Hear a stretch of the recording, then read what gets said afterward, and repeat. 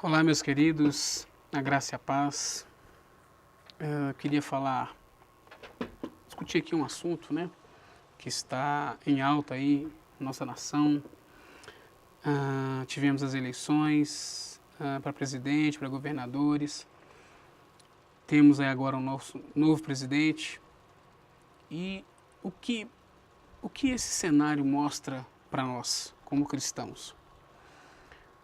Tivemos um governo anterior, corrupto, onde deixou muitos danos na saúde, na educação, em várias áreas todas devastadas, todas destruídas, muita corrupção, muito dinheiro que foi embora, e um novo governo eleito, novas promessas, há quem concorde, há quem discorde, direita, esquerda, centro. E nós, como cristãos, como devemos nos portar diante da nossa autoridade, diante dos governadores para cada estado, diante do presidente eleito? Como que nós, cristãos, devemos nos posicionar?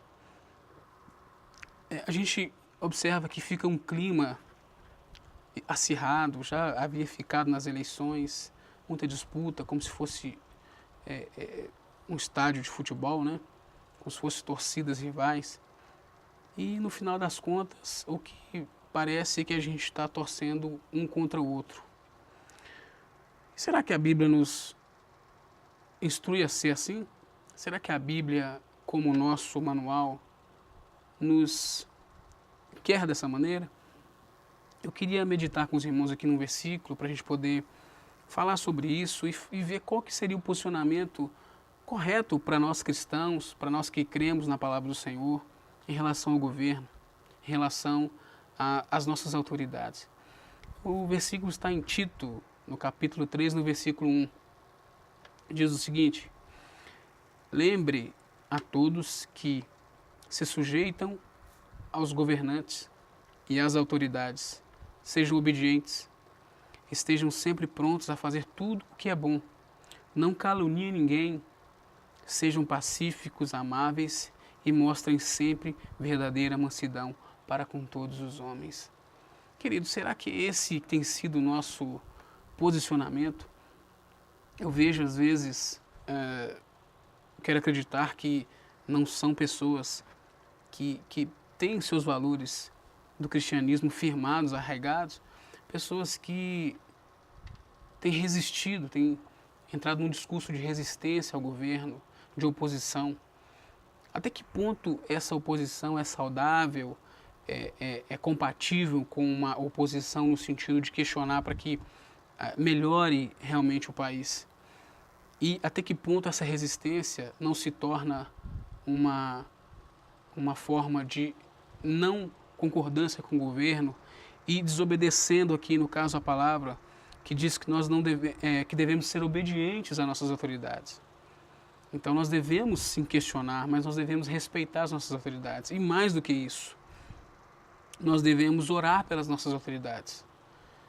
A Bíblia nos ensina que nós devemos orar para que nossas autoridades tenham, né, sabedoria para governar, para que a nação, nós como nação, como povo, os nossos irmãos também como governados por esse governo, também tenham um governo abençoado.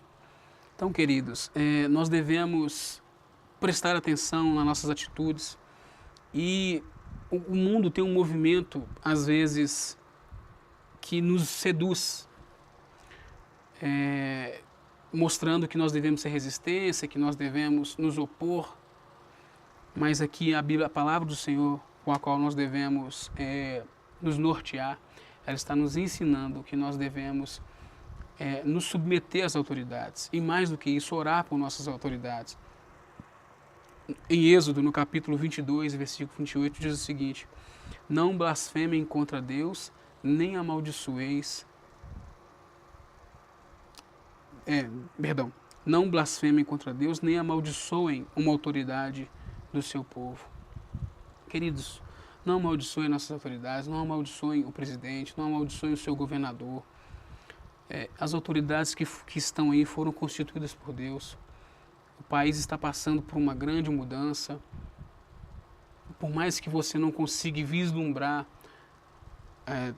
diante do seu posicionamento político, diante da sua visão política terrena, visualize isso no mundo espiritual, orando, pedindo a Deus que o Senhor abençoe, conduza o presidente, conduza as autoridades, para que, e não só as autoridades, mas nós também, individualmente, que nós nos posicionemos como cristãos, para que essa nação venha experimentar um ano diferente, um governo diferente, e que seja um governo para a glória de Deus.